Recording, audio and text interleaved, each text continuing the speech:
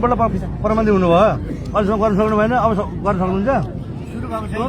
सुरु भएर हुँदैन नि त सुरु गरेर भएर हामीले समस्या समाधान हुनु पर्यो नि त पक्का पक्का नक्सा आउनु पर्यो धनीले आउनु पर्यो कमसेकम हामीले पनि त्यसमा लोन राखेर ऋण खानु पाऊँ न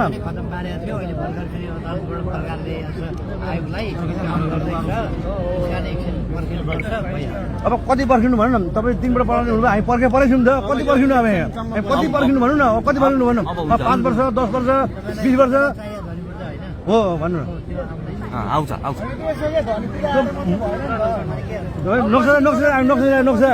नक्सा राखेर हामी कमसेकम गरिबी छोरो कमसेकम बेमा राखेर थोरै 6%मा 7% ऋण खान पाएन अहिले हामी गएर 12 कोही परेन